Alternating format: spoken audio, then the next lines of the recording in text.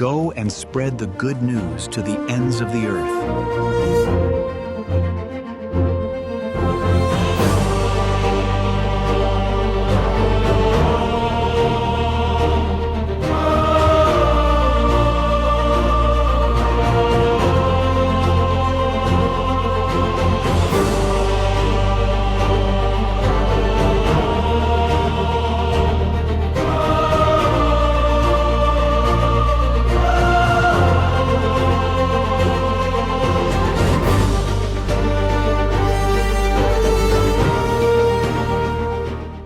సహోదరులారా, దేవుని ప్రియ బిడ్డలారా, మీ అందరికీ దేవుని పవిత్ర నామమున శుభాకాంక్షలు పలుకుతూ ఈ సకల మృతుల స్మరణ, ఈ ఆరాధనకు, దివ్య పూజా బలికి, ఈ భక్తి కార్యములకు మిమ్మలను ప్రేమతో ఆహ్వానిస్తూ ఉన్నాను. దయచేసి try not to show your backs to the altar. దివ్య పూజా బలికి మీ యొక్క వెన్నును చూపించకండి, మాట్లాడొద్దని కోరుతూ ఉన్నాం. దేవుని యందు ప్రియులారా, మనందరికీ తెలిసిన ఈ ప్రార్థన, eternal rest grant unto them O Lord, let your perpetual light shine upon them. And we continue to say, may the souls of the faithful departed through the mercy of God rest in peace. ప్రభువా, వారికి నిత్య విశ్రాంతిని ప్రసాదింపుము, మరియు వారిపై నిత్య ప్రకాశము వెలుగొందునుగాక. మరణించిన సకల విశ్వాసుల ఆత్మలు సర్వేషుని దయ వలన సమాధానమందు విశ్రమింతురుగాక. దేవుని యందు ప్రియుల, నిజానికి రోజులు చాలా మారిపోయాయి. మేము చదువుకున్న రోజుల్లో మిడీవియల్ టైమ్స్ గురించి చదువుకున్నాం.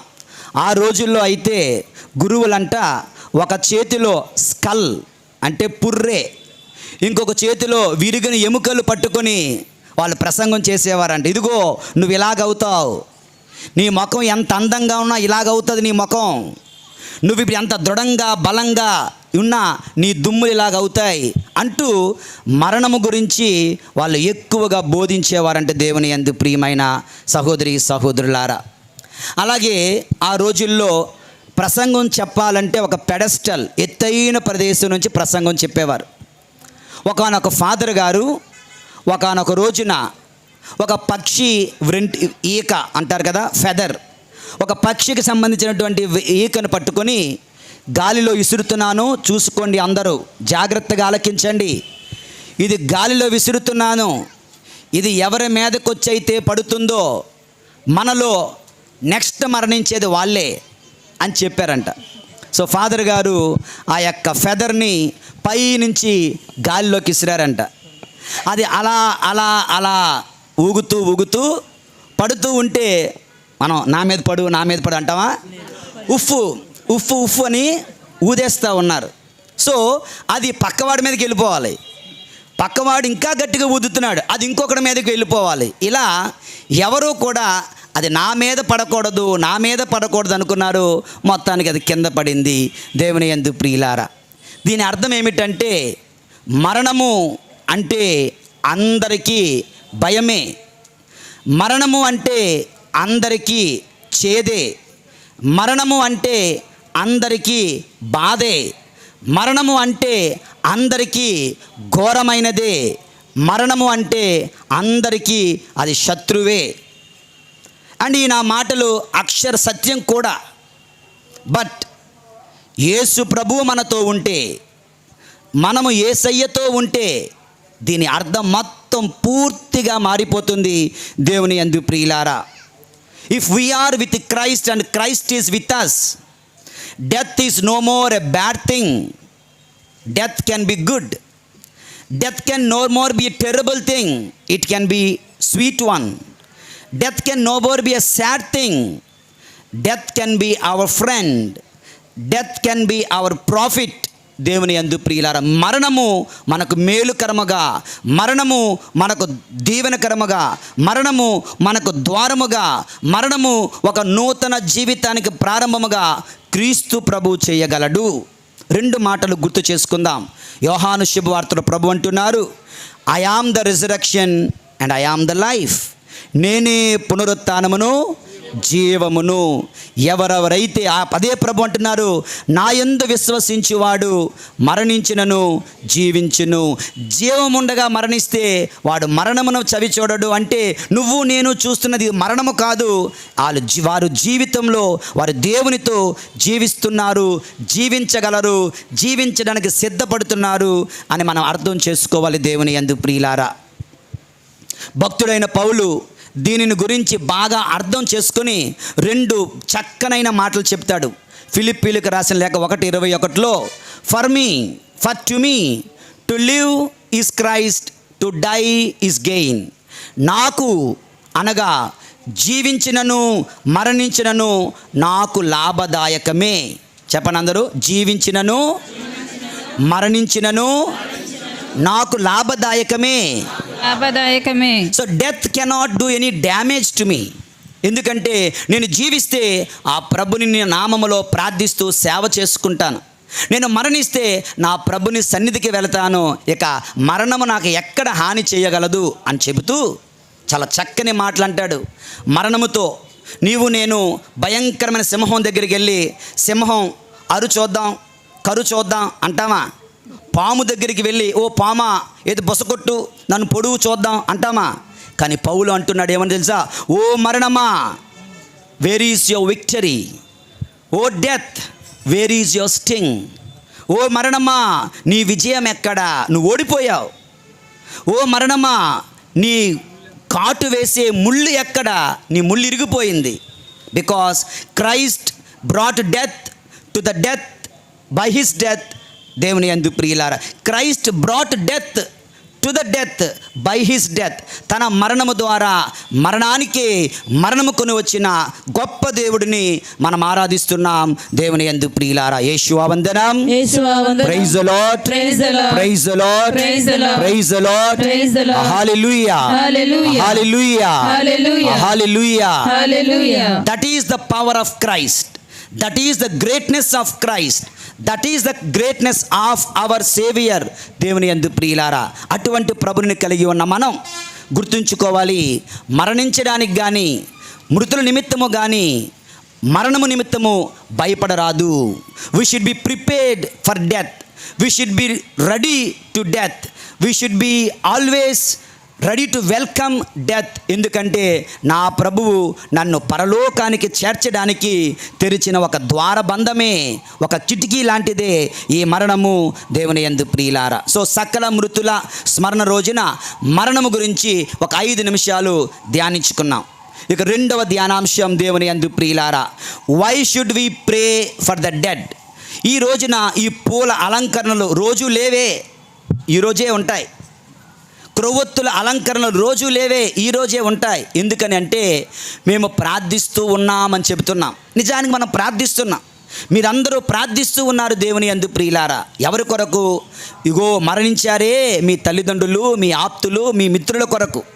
ఎందుకు మనము ప్రార్థించాలి దేవుని యందు ప్రియులారా? ఎందుకు మనం ప్రార్థించాలి అంటే ఒకానొక పుస్తకంలో పేజీ నంబర్ 169-70 పర్గెట్రీ ఉత్తరీన స్థలం గురించి చెప్పే ఈ పుస్తకంలో ప్రభువు స్వయముగా పునీత గెట్రూడ్ అనే అమ్మగారికి ఇలా చెబుతూ ఉన్నారు.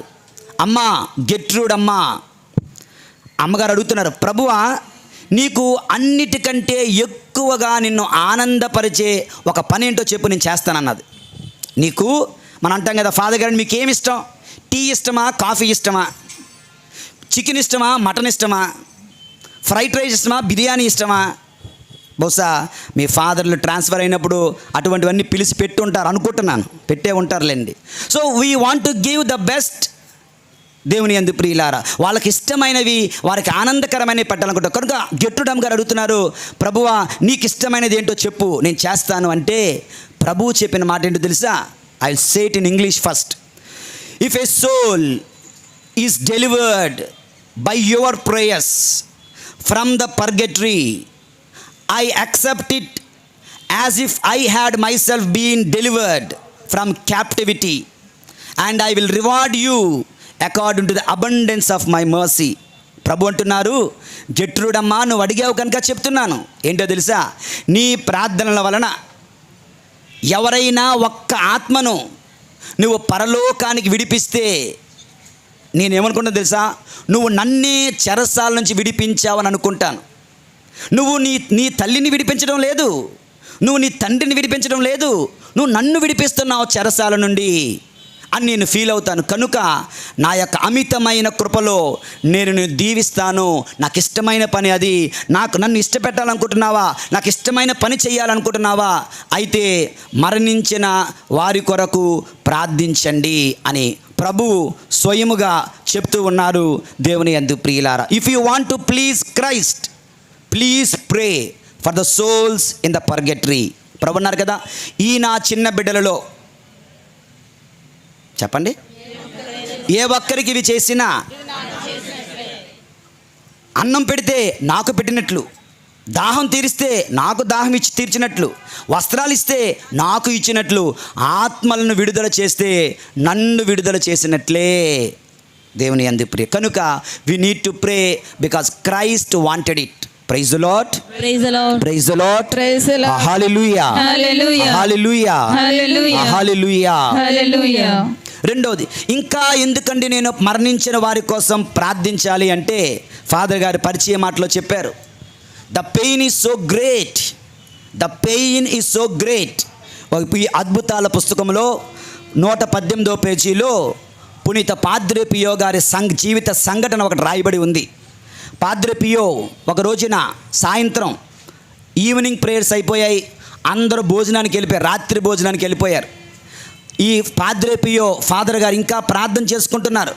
పైన మీ బాల్కనీ, ఆల్కట్ గార్డెన్స్లో ఉంటుంది పైన బాల్కనీ, అలాంటి దగ్గర ప్రార్థించి కూర్చుని క్రిందన సాక్రిస్టీ దగ్గర కిందన ఆ శాంక్చురీలో ఎవరో పువ్వులు పెడుతున్నట్టు కనిపిస్తున్నారు. ఇతను అన్నారు, ఎవరది? బ్రదర్ లియోనీ అంటే నేను లియోనీ కాదు అన్నారు.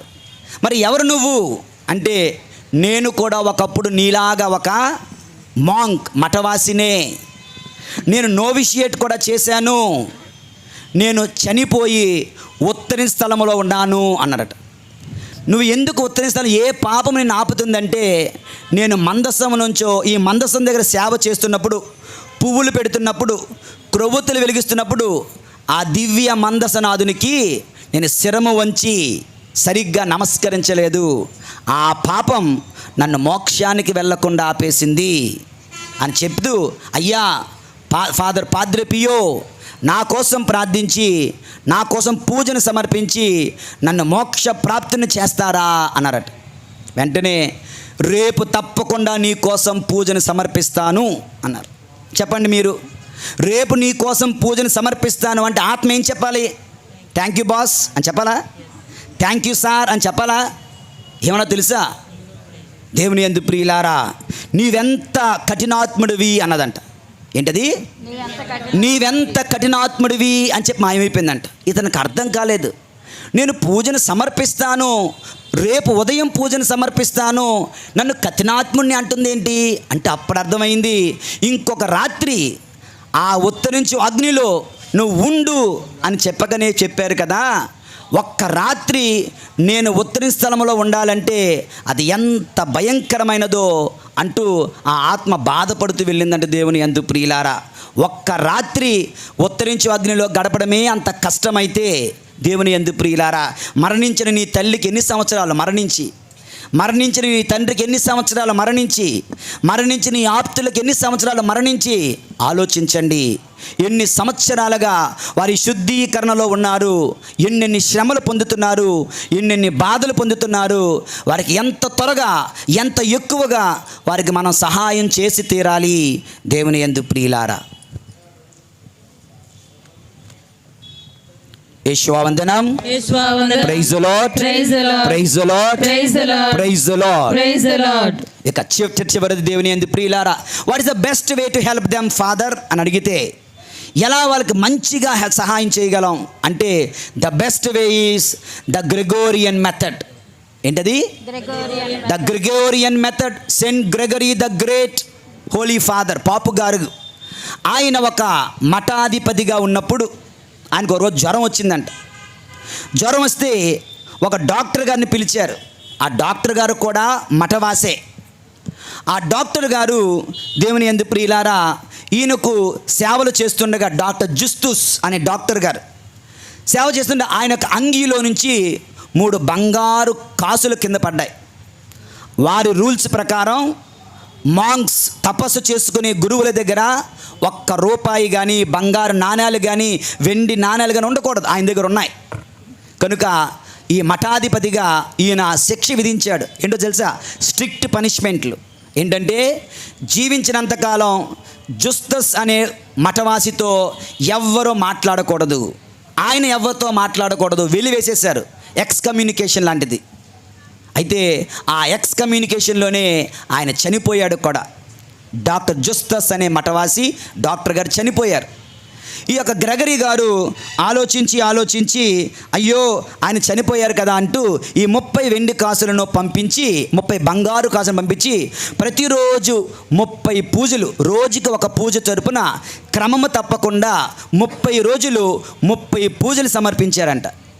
30 పూజలు సమర్పించిన తర్వాత ఈ డాక్టర్ జుస్తస్ గారు వారి తమ్ముడు గారైన కోపియోసస్ అనే ఒక బ్రదర్ గారికి దర్శనమిచ్చి అంటున్నారు, bless the Lord, today I am delivered and admitted in the society of the saints, thanks to Saint Gregory the Abbot. Gregory గారికి థ్యాంక్స్ చెప్పండి. ఆయన చేసిన 30 పూజల వలన నేను ఈ రోజున పరలోకానికి వెళ్తున్నాను, దేవునికి వందనాలు, గ్రెగరీ గారికి వందనాలు అని చెప్పారంట.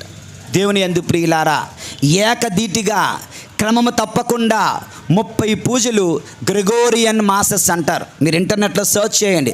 గ్రెగోరియన్ మాసెస్ మీరు కనుక సమర్పించగలిగితే మరణించిన మీ ఆప్తుల కొరకు, సమర్పించలేకపోతే 30 రోజులు మీరు పూజలో పాలు పంచుకోండి చాలు.